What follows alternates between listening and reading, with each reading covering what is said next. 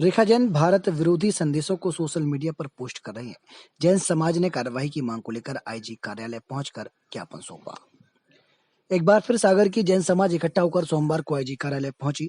Social media में लगातार आपत्तिजनक भारत विरोधी समाज में भ्रम फैलाने वाले संदेशों को पोस्ट करने पर रेखा जैन और उनकी आपत्तिजनक टिप्पणी को शेयर करने वाले शरद जैन पर कार्रवाई की मांग की। समाज द्वारा यही शिकायत मोतीनगर थाने में भी की गई। ज्ञापन के माध्यम से जैन समाज के लोगों ने अवगत कराया। जैन समाज की रेखा जैन जो सागर के शास्त्री बाड़ में रहती हैं और उनके द्वारा समाज के आचार्य श्री विद्या समय प्रभावना संघ नामक व्हाट्सएप ग्रुप में देश विरोधी समाज में भ्रम फैलाने वाले संदेशों को पोस्ट किया जाता है, जिससे समाज में विमर्शता फैलती है। इस संबंध में समाज की पंचायत ने भी इस तरह की टीका टिप्पणी करने वालों को समाज का दुश्मन माना जाएगा कहा था। इसके बावजूद भी रेखा जैन नहीं मान रही और उनके मैसेज को दिल्ली के रहने वाले शरद जैन जो एक यूट्यूब चैनल भी चलाते हैं जो शेयर करते हैं। जैन समाज ने ज्ञापन के माध्यम से रेखा जैन और शरद जैन पर वैधानिक कार्रवाई की मांग की है। एक ब्रह्मचारी रेखा जैन है, वो उन्होंने भारत की मीडिया को और भारत देश उन्होंने बोला है कि भारत देश एक गद्दारों का देश है, तो मीडिया बिकाऊ है और ये व्हाट्सएप के द्वारा पूरे देश को जो गद्दारों का देश बोल रही है उसके विरोध में हम लोगों को बहुत आक्रोश है।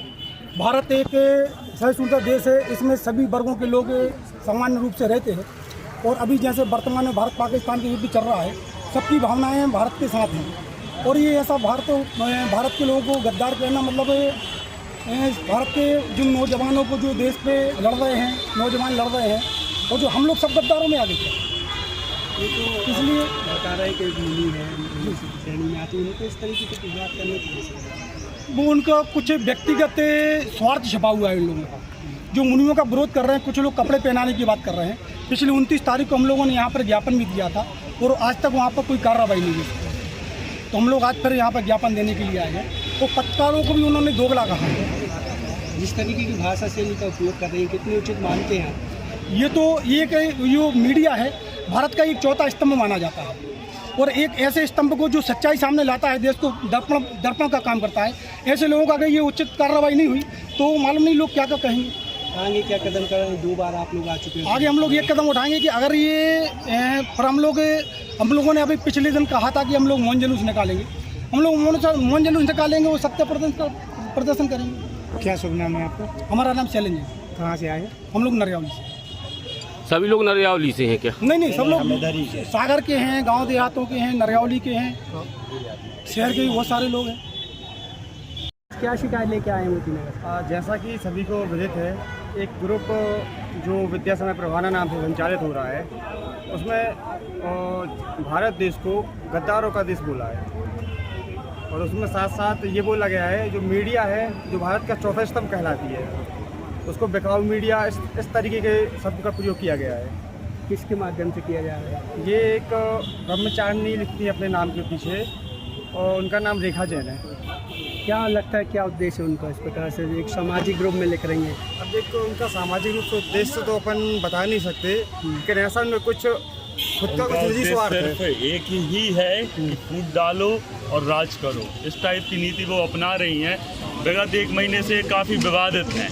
ये पुलिस में भी रही हैं, एक गंभीर अच्छे बड़े पद पे भी रह चुकी हैं, उसके बाद भी ये पद की भी मर्यादा भूल चुकी हैं और खुद की भी मर्यादा भूल चुकी हैं।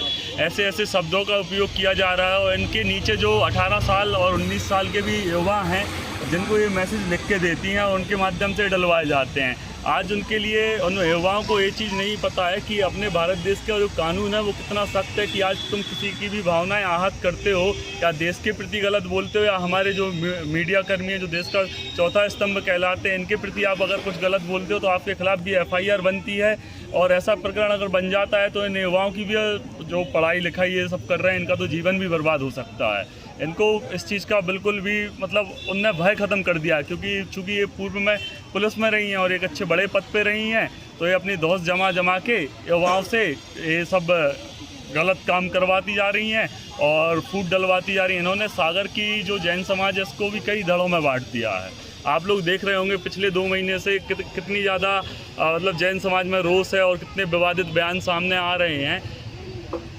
पुलिस प्रशासन पर भी कई बार आप लोगों ने आवेदन किया, फिर कार्रवाई क्यों नहीं हो रही है? पता नहीं, क्योंकि वो भी शायद पुलिस विभाग में है, तो हो सकता है कि या तो राजनीतिक तरीके से भी दबाव बन रहा हो प्रशासन के ऊपर, उस वजह से कोई कार्य ना हो रहा हो, ऐसा हो सकता है। अब आगे क्या करेंगे नहीं सुना? आगे को क्या है, हम लोग परेशान ही हो रहे हैं, और परेशान होते होते क्या होता है, जब अति ही अंत होता है तो फिर अंत ही होगा उस चीज़ का कि आज अगर प्रशासन अगर सहयोग नहीं करेगा तो आगे चल के हम लोग को खुद कमान संभालनी पड़ेगी अपने हाथ में, फिर जो होगा तो फिर देखा जाएगा। क्योंकि ऐसे तो रोज़ रोज़ परेशान हो रहे हैं, बड़े बड़े अधिकारियों के पास भी गुहार लगा चुके हैं, इतने आवेदन निवेदन सब कुछ कर चुके हैं हम लोग। प्रतिदिन 100-150 लोग, हम लोग कहाँ तक परेशान होंगे? आप लोग देख रहे हैं 15-20 दिन से आप लोग देख रहे होंगे कितने ज़्यादा विवादित है, सिर्फ यही नाम एक सबसे ज़्यादा विवादित है, और यही क्यों आगे आ रही हैं हमेशा।